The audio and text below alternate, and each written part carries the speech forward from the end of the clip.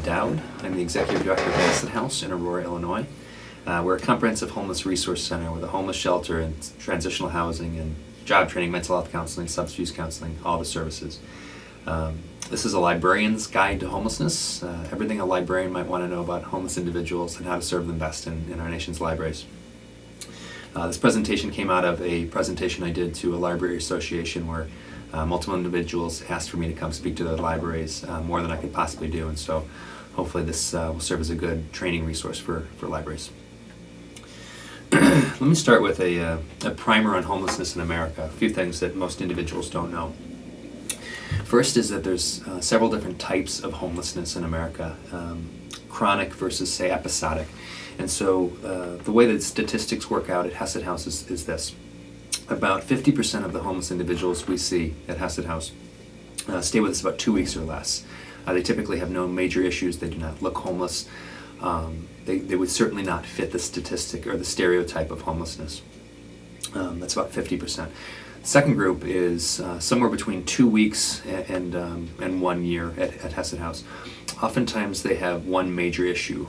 They have a substance abuse issue or a mental health issue, or they haven't finished their GED, or major medical issues. But they typically only have one major issue. It takes us about a year to sort through those. The last group is called chronically homeless by the federal government. These individuals are homeless for 1 year or longer, oftentimes for multiple years, sometimes for decades. They typically more fit the stereotype of what people think of when they think of homelessness. Oftentimes there's multiple issues, substance abuse and mental health issues and legal issues and medical issues and on and on. My guess is when libraries struggle with working with homeless individuals, they're not actually struggling with the full spectrum of homeless individuals. They're struggling with that 10% that's chronically homeless. That's very important to understand, that these kind of different subgroups of homeless individuals. Statistically in the nation, they say that about 1/3 of homeless individuals are mentally ill, about 1/3 of homeless individuals have some sort of substance abuse issue, and those overlap to some degree. But it is important to understand that homelessness in America is not just a phenomenon of poverty. Most people who live in poverty will never become homeless. It's actually a relatively small percentage of people living in poverty that actually become homeless. Homelessness is a combination of obviously extremely deep poverty combined with a lack of relationships. So if I lost my housing tomorrow, I probably would not end up in a shelter. I would go stay with my family, I'd go stay with my friends, I'd go stay with somebody from my church. Somebody who becomes homeless, comes to live at a shelter, has the poverty, has some sort of crisis event that leads to them losing their housing, but then they don't have the social support systems to fall back on. That's important to understand when you're working with homeless individuals, that lack of support system.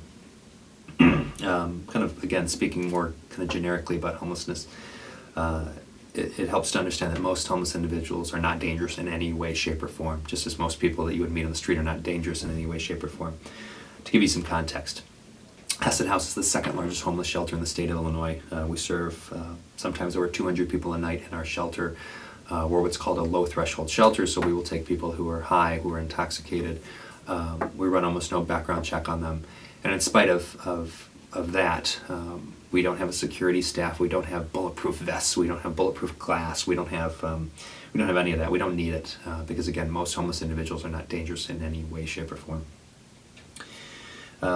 A few trends, and then I'll start talking about kind of some specifics that that librarians should know about homelessness. There's definitely a trend towards more people who are mentally ill becoming homeless.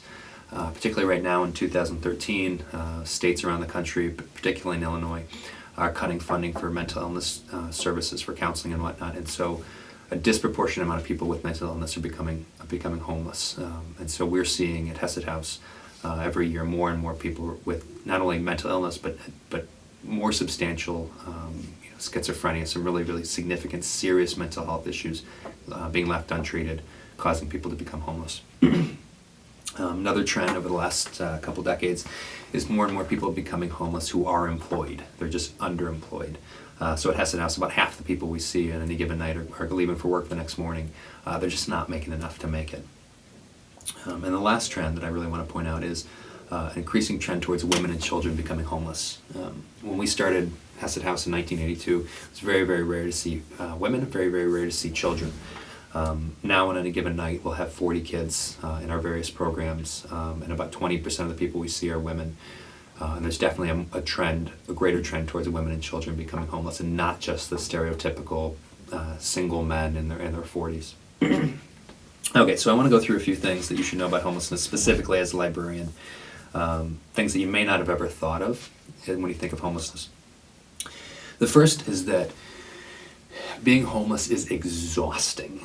And I had never really thought about this too much, and most people I've talked to, if you've not been homeless, you don't think about how absolutely tiring it is to be homeless. So to give you some context, we run a few times what we call a poverty simulator, which is where we take college students and volunteers and various individuals and run them through a simulated weekend of homelessness where they're sleeping in imperfect conditions. They're out during the day looking for food, looking for different resources. And the biggest epiphany that almost everybody walks away with was, oh my gosh, that was exhausting. We've had people, virtually every group we do it with has to take a nap in the middle of the day. They simply cannot make it through 24-hour period of being homeless, even simulated homelessness, without taking a nap. We've had individuals develop migraines. We've had individuals get so sick they were throwing up out of sheer exhaustion. It is exhausting. The stress of being homeless and not knowing where you're going to go, not knowing where you're going to eat, not knowing where you're going to sleep, spending a disproportionate amount of time outside, walking everywhere. But particularly the stress, it is exhausting. It is also, it's just incredibly overwhelming. It's very disorienting. So in the context of a library, think about this. If you slept really poorly last night because you slept under a bridge and you had to keep one eye open all night because you didn't know whether someone was going to try to mug you and take your money or take your coat, if the next morning you found yourself in the public library and it's quiet and it's peaceful and it's safe, the temptation to put your head down and grab a couple minutes of a nap is going to be overwhelming when, again, you think about just how exhausting it is to be homeless. So if people disproportionately, you see them trying to sleep in your library, do remember it is exhausting to be homeless. The second is it's really, really boring to be homeless. The few times I've done mock simulated homelessness, the second thing that strikes me, besides how tiring it is just how boring it is. There's very little stimulation. There's not, there's just not as much to do as one might think, and so libraries then become a very interesting part. So imagine this. Imagine you're cut off from your family and your friends. You're not going to call your mom. You're not going to call your friends. You're cut off from them in some way.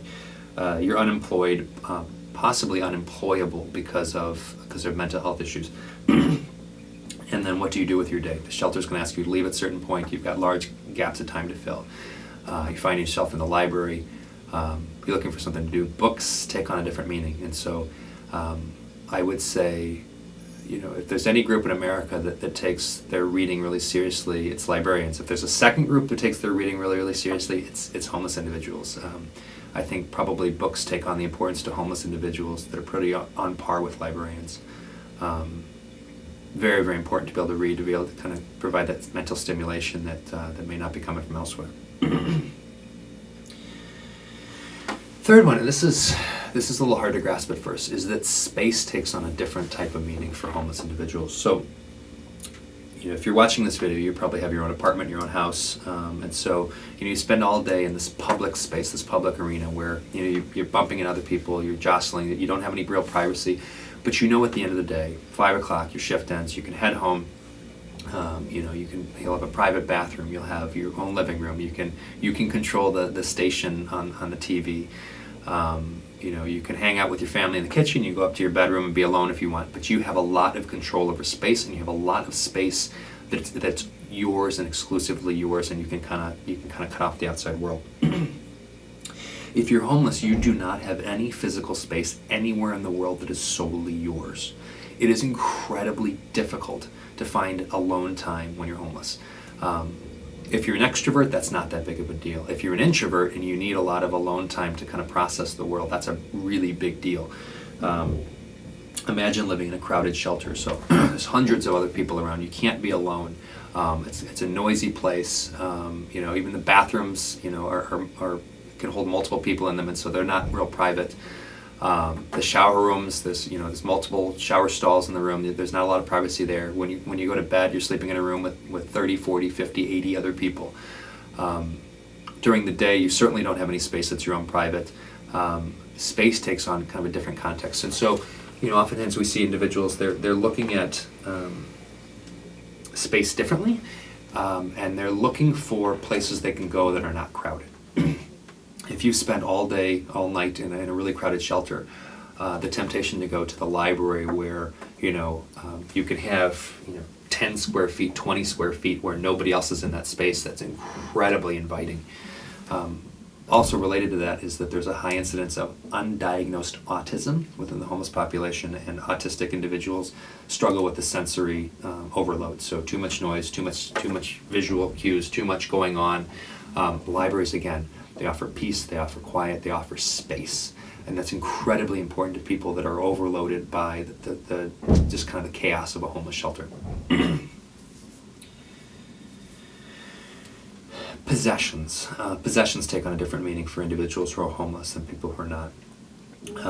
Imagine if you went home tonight, you found out in the morning that you were going to lose your housing, that you would not have any ability to store your belongings, and that you needed to pick one duffel bag, one backpack, one suitcase, pack anything you could in there and take it. What would you grab? You'd probably grab wedding pictures, you'd grab children's pictures, you'd grab birth certificates, you'd grab your favorite sweater, probably your favorite shoes. You'd have to leave an enormous amount behind. Then when you got to the shelter may tell you, well, that's still more stuff than you can take with you, and so you'll have to again glean it and get even more stuff down. Those few belongings that do make the cut of the eviction and do make the cut of homelessness are going to be incredibly important to you. So, someone comes in your library with their bag, and it is everything they own in the world. It is the only pictures they have from when their children were 2. It's the only pictures they have from their wedding. It's the only pictures they have of their deceased father. It's the only copy of their birth certificate that they have. It's the T-shirt that they got for Mother's Day, 1982. You can imagine their hesitance to kind of leave it lying around somewhere. Their hesitance to kind of turn it over. Their hesitance to leave it outside the library. Their hesitance to let it get anywhere further than maybe a few feet from them. You just have to remember that possessions take on a different meaning for somebody who's homeless. And that do remember that homeless shelters, because of the sheer volume of people they serve, oftentimes can't give people much of an opportunity for storage. So at Hesed House, you'll get a small locker if we have any left. But even that's going to be taken out of a school, a half locker. That's not a lot of stuff you can put in there. Another thing you should know about homelessness is that it is incredibly dangerous to be homeless. While homeless individuals are typically not dangerous to other people, it is very dangerous to be homeless. Violence against people who are homeless is very, very high, both from people kind of around, people who are around shelters, people who are around bridges and whatnot, but also people that prey on the vulnerable, whether that's to rob them or teenagers looking for a thrill while beating up the local bum. It is incredibly dangerous to be homeless, even more so for women. Women who are homeless are raped at a much, much higher rate than most women, and they're treated like prostitutes on a daily basis. To give you some context, at Hesed House, we'll have individuals from the community drive up looking for prostitutes on an almost daily basis. Thinking, oh, well, I can just pick up an easy woman at the shelter because she'll be desperate. Our female staff are constantly propositioned by men who are just driving by. It's very degrading for the staff. I can't even imagine what it's like for individuals living in poverty to be constantly treated like that, and just the level of danger that goes with that. And so, again, something to remember, that if someone's skittish, if someone is untrusting, they probably had violence perpetrated against them on a very regular basis. They've been treated very, very poorly in the past, and so that lack of trust is pretty understandable. And related to that, being homeless is very bad for your self-esteem. people are constantly looking down on you, people are constantly pitying you. If you've ever done any panhandling, you've been treated like less than human. I mean, think about this, as if you walked around downtown Chicago, another downtown city, when you walk by a panhandler, two things you should think about. One is that you probably don't make eye contact with them. Nobody does, almost nobody does. Second is that they were probably seated, and so imagine sitting on the ground all day, nobody acknowledging you exist, and everyone, the people that do who are gawking, are looking down at you, physically looking down at you. Incredibly bad for the self-esteem. There have been some research studies that show, I think it's 2 or 3 weeks, after somebody's been homeless for 2 or 3 weeks, their self-esteem has been almost entirely obliterated. Any self-esteem they brought into homelessness is destroyed very, very quickly. Again, something to recognize when you're talking to somebody who's been homeless for any length of time, their self-esteem is very, very low. Trust is very low. Many homeless individuals who've been homeless for any length of time, they don't trust people anymore. The road to homelessness is really bumpy.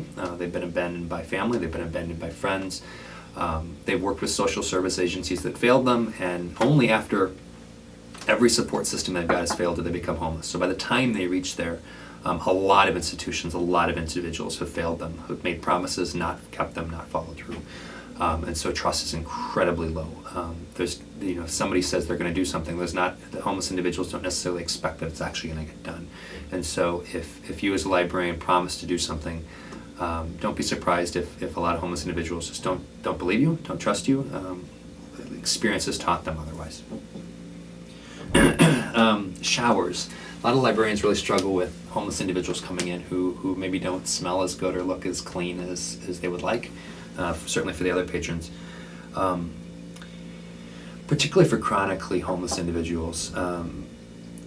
Oftentimes there's been a lot of traumatic events that led up to them becoming homeless.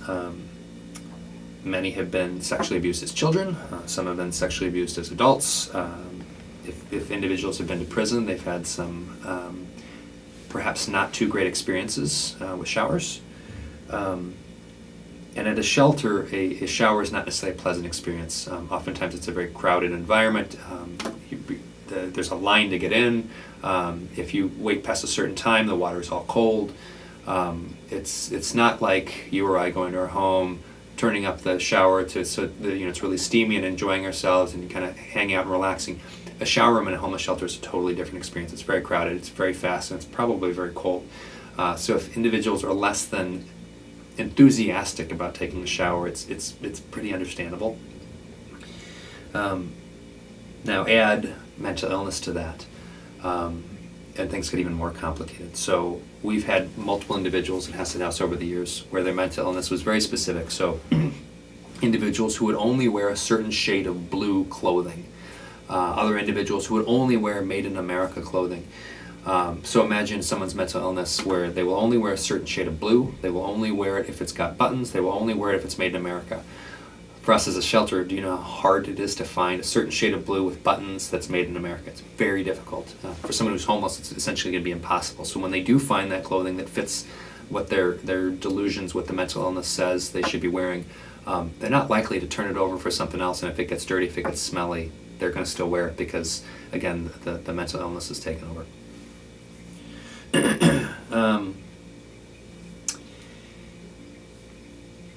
Fairness is, in my experience, tends to be far more important to individuals who are homeless than individuals who are not. Oftentimes homeless individuals will accept being treated worse as long as everybody else is being treated the same way. Oftentimes there's been so many arbitrary decisions along with someone's life to become homeless that they just want to be treated like everybody else. So if so-and-so was asked not to sleep, but I was asked not to sleep, why am I getting singled out? Those kids over there were really loud, I whispered, I got yelled at. And so the sense of fairness is incredibly important to people. And so the degree to which you can be consistent and can be fair, treat everyone equally, cause a lot less problems.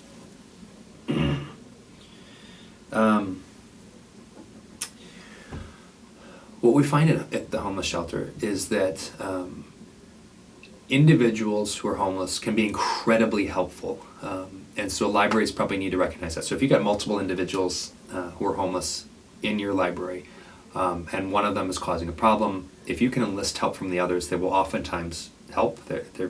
Many homeless individuals, most homeless individuals, really, really want to be helpful. And so if you can enlist the help to say, hey, your buddy over there is causing some trouble, can you see what you can do? Can you talk him out? Can you talk him into leaving? Can you talk him into calming down?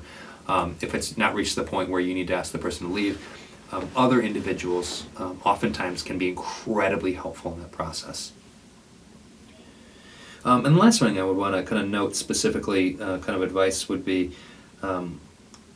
libraries are incredibly important to homeless individuals in a way that most people, even I, didn't understand. We did a survey once, we did a focus group. We brought a bunch of individuals from the shelter in to ask them what should be our number one advocacy goal. Should we be working with the state on easier access to mental health care, or easier access to transportation, or driver's license or whatnot?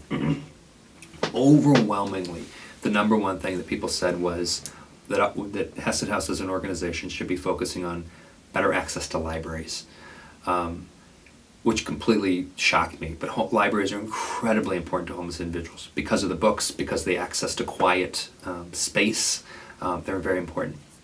And when we talked to individuals, what most people said was they would accept reasonable restrictions on people who are homeless. So, a 2-book limit. They can't check out more than 2 books because quite honestly, you're afraid that they're going to disappear with your books. A letter from the local shelter saying that they are in fact a resident of the community and not someone just passing through. They were okay with that, but please don't ban them completely from libraries. Please don't ban them from being able to check out books. Again, when you're really, really bored, a book's an incredibly important thing. I think certainly librarians can understand that. A few other kind of things you should know about homelessness. Mental illness, again, as I said earlier, is an increasing occurrence with homelessness, and that's for 2 reasons. People who have mental illness are more likely to become homeless. People who become homeless are more likely to suffer some mental illness, and so mental illness leads to homelessness, but then homelessness also causes mental illness in many cases. So they definitely go together. And it's not just the typical things that people think of, the schizophrenia, the bipolar, the deep depression. Certainly that's there, but there's also personality disorders, which can be very complicated in the sense that they're, at this point, completely untreatable, and oftentimes manifest themselves in ways that looks like a person just being a jerk rather than a person struggling with mental illness. So, if someone's talking to themselves, someone is suffering from hallucinations, it's pretty clear that they're mentally ill. But if they've got a personality disorder, you may not be able to recognize that as such. It just looks like somebody's being a jerk to you, when actually it's a personality disorder. And so I guess what I would say there, it's very easy to mistake a personality disorder or mental illness for a jerk. But you have to recognize that the personality disorder and mental illness can really be the cause. The next one, and this is a little controversial. It's not widely accepted by everybody, but many individuals talk about a culture of poverty, and this can be really important when 2 different cultures come into contact. So most individuals who are homeless came out of culture of poverty. They grew up in poverty. I would say probably most librarians did not. Most librarians probably grew up middle class. And the value system and the way you interact is very different between someone who grew up in poverty and someone who grew up in middle class, typically. And what I mean by that is a couple key ways. One is how you argue, and so typically someone who was raised in kind of a middle class household, you learned to kind of quietly express what you need, and you express it a little louder, but not too loud, and you're still very respectful until you lose your temper, and then you explode. So someone, again, stereotypically speaking, someone who grew up in middle class is going to be quiet. They're still going to be quiet when they're angry, and they're going to explode right before they're ready. They're going to be really loud only when they're about to explode. Oftentimes individuals who grew up in a culture of poverty, it's a little bit different. You escalate your volume much earlier, and so you're loud and you're boisterous and you're using your hands and you sound really angry, and you're actually not that angry. And so you're quicker to get to loud, you're quicker to get to kind of aggressive behavior when you're not actually that angry. And so when you combine somebody who grew up in middle class culture and somebody who grew up in a culture of poverty, you can have a real problem here. The person who grew up in poverty starts getting loud and starts getting aggressive when they're not actually all that upset. Someone who grew up in middle class, they themselves wouldn't get that loud until they're about to punch somebody. And so you've got somebody perceiving another person is about to lash out, is about to be aggressive, is about to punch them, when in reality they're only slightly perturbed. And when those two cultures come into clash, that can be a real problem, because the person evaluating it is evaluating it through their own lens, their own experience, when the person who's actually exhibiting the behavior is through their experience, and it's a wildly different culture. Another thing that relates to the culture of poverty is the ideas around respect. So again, comparing somebody who grew up in middle class upbringing versus somebody who grew up in poverty. Somebody who grew up in middle class was probably taught, show everyone respect everyone until they show you that they don't deserve it. So you respect your teacher automatically, you respect police automatically, you respect strangers you meet on the street, you give them respect automatically. Someone who was raised in a culture of poverty may have been taught something the exact opposite, which is you only show people respect who've earned it. You only show people respect who've respected you first. There's a great scene that really demonstrates this well in the movie Boys in the Hood. There's a scene where Lawrence Fishburne's character is talking to his son, Cuba Gooding Jr.'s character, and he very explicitly says, "You don't show any man respect until he's shown you respect first." And Cuba Gooding Jr. is kind of asking him about that, and Lawrence Fishburne's character says, "No, it's really important. You know, man must earn your respect first." And what we find at the shelter is a lot of people have been raised very much in this idea of that respect is not automatically given; it is earned, and it's only when somebody's earned it that you show that respect, and that's very important for your own level of respect, self-respect. Neither one of these is right, neither one of these is wrong, but when the two different cultures around respect bump into each other, that can be a real problem. Someone who, for example, is a librarian or works in a homeless shelter and grew up middle class upbringing is expecting respect automatically and is expecting to give respect automatically. They're not expecting to have to earn it from strangers. Someone who grew up in a culture of poverty is not willing to grant that respect until it's given first. And so you've got a librarian or a homeless shelter staff kind of expecting this respect and not receiving it, and they feel disrespected, and that becomes a real problem. And so what we try to tell individuals at the shelter, who work at the shelter, and what I would tell librarians is, go out of your way to demonstrate respect first, and you will get it back. If you expect it without having given it first, you're not likely to get it from a lot of individuals. So how do you show respect? Eye contact. Using a person's name if you know it. Talking in a way that demonstrates that you respect them as an individual. Obviously being helpful right out of the gate. But if you're curt, if you're terse, if you're short with somebody right out of the gate, don't be surprised if you don't get treated with the respect that you would expect for someone in your position as a librarian. You're not going to automatically get it necessarily just because you're a librarian. I'm not going to automatically get it because I work in a shelter. But almost universally, if I demonstrate respect first, if I say, "Hey, Tony, it's good to see you today," or "Sir, how can I help you?" I'm going to get respect back because I've shown it first. And you will too. So how should you treat individuals who are homeless in your library? I would say treat them no better and no worse than individuals who aren't homeless. And I think most homeless activists would tell you that. Don't treat anybody any better, don't treat them any worse. Special tips I would offer is talk softly. I mean, you're in a library, you should probably be talking softly anyways, but particularly when people get angry with us, it's natural tendency to get loud with them too. Actually, you want to do the opposite. So when somebody starts getting loud with you, you want to actually lower your volume even more, because what will happen is they will oftentimes stay slightly above how loud you are. So if they're talking loud and you come up to loud, then they get louder, then you get louder, and it's an escalation. But if they get loud and you bring it down, they will actually come down to where you are. Likewise, oftentimes I'll ask someone, "Hey, can you turn the volume down a little bit?" I'm more than happy to talk to you, but can you lower your voice a little bit? We are in a library, or we are in a homeless shelter, whatever works. Oftentimes when people are getting angry, they have no idea that they're getting loud. And so if you just kind of calmly ask them, don't snap at people, but if you just calmly ask, "Hey, could you lower your voice a little bit?"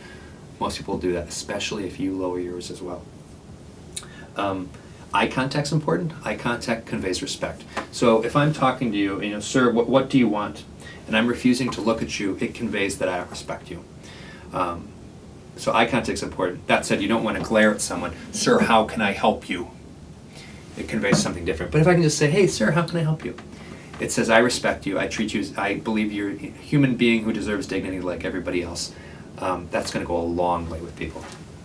To the degree you can, use person's name. So if you know that their name's John, "Hey, John, what can I help you with?" Or "Mr. Smith, what can I help you with?" And since you might have a library card, you might know what their name is. If that doesn't work, treating people with a level of decorum, of, "Sir, ma'am, how can I help you?" goes a really long way to individuals who have not been treated with any dignity or any respect by a lot of people. I'm not sure if every library that's appropriate, but for me in a shelter, I like to shake a lot of people's hands. It conveys respect. So the degree that you can convey respect, convey dignity and self-worth, that's going to be really important. So if the opportunity arises to shake somebody's hand, take it. They may be the person that helps you out when you need it half an hour later with somebody else. You don't want to physically dominate people. Again, because being homeless is so dangerous, a lot of homeless individuals are used to being threatened or used to being intimidated, and you don't want to play into that narrative. And so if someone's sitting in a chair, the degree to which you don't kind of cower over them and kind of physically impress upon them your authority, that's going to be good. Personally, what I like to do is kind of stand slightly aside from someone and kind of convey a casual, even when I'm confronting someone. So oftentimes I'll kind of stick my hands in my pockets or just kind of talk like this and say, "Hey, sir, can we talk about this somewhere else, or can you lower your speech, or can we do this in a different way?" Which is going to be very different than kind of staring at somebody, physically standing over them, and conveying that you're trying to physically intimidate them. I guarantee they've been physically intimidated in the past, and it didn't end well.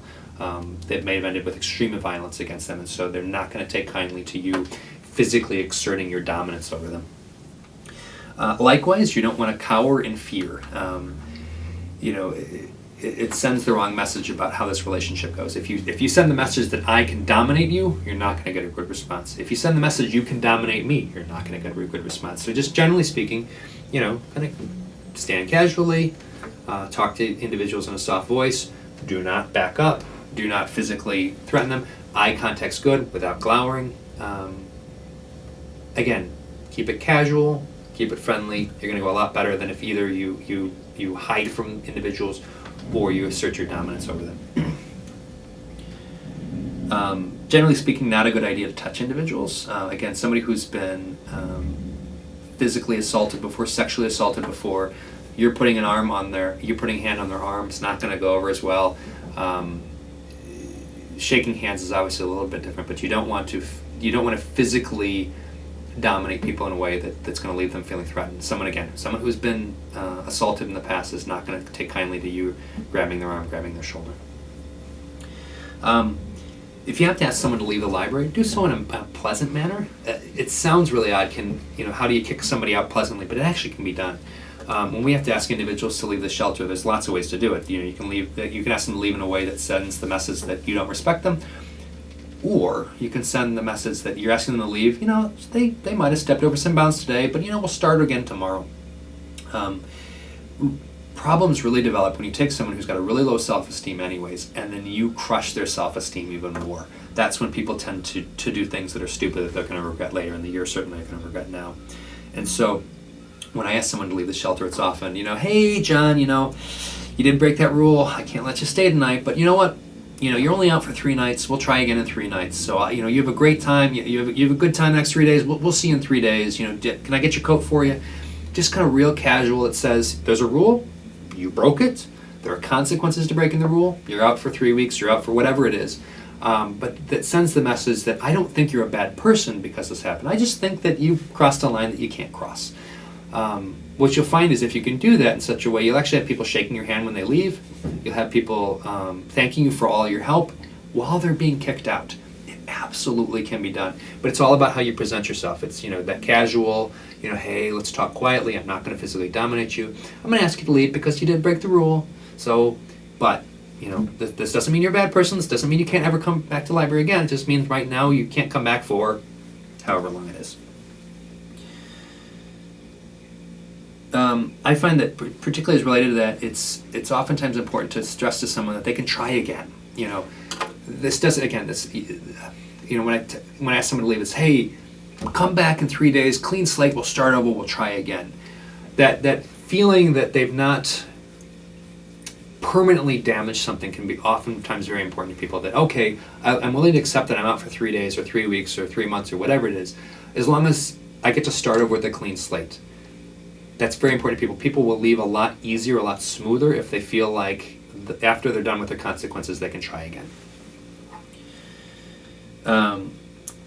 Specifically, if there's someone in your library who needs to bathe, if you know which shelter they stay at, you can call the shelter and ask if they'll do a little extra help there. So at Hesed House, if the library were to call us and say, "Hey, Bob Smith, really got to take a shower," we will work with that individual to see if we can make that happen, which sometimes means letting them in before everybody else, letting them shower at times we wouldn't normally let people shower, because again, it can be a very threatening experience for someone who's been assaulted in the past. We will work around that to try to help that person, particularly if the library's called us and asked us to try to make an accommodation there, and hopefully your shelter will too. If you're talking to someone and asking them to bathe, I would suggest that you do it very discreetly, very quietly, but at the same time make it very clear that they can't come back until they do. So, you might pull someone aside, pull them into a private room or something, and say, "Hey, Mr. Jones, we really gonna need you to take a shower before you come back next time and change your clothes and wash your clothes. If there's something we can do to help accommodate that, if you need me to call the shelter or something, I can. But we really need you to do that before you come back. So, I'm not sure if you can get that done before tomorrow, but if you can't, you really can't come tomorrow. Then, if it's going to take you a week, that's fine. That's no big deal. But, you really can't be here until you get that taken care of." Again, notice how I was kind of real calm, real quiet about it, real pleasant, real, I want to be helpful, but at the same time, there's a rule here. Kind of a theme related to that. Homeless individuals tend to respect the rules. They respect that there are rules. And so you want to the degree possible, blame what you're saying on the rules. Hey, I don't want to have to ask you to leave, but there's rules, and my boss will come down on me if I don't enforce the rules. So you're really going to have to blame the rules. Don't punish every homeless individual for the acts of a few. Homeless people are like everybody else. It's a few people causing troubles for everybody else, and so the degree to which you can isolate the people who are causing troubles for your library and not take that on every homeless person. A, that's just more fair, and B, you're going to get a lot more help from everybody who's not being unfairly targeted.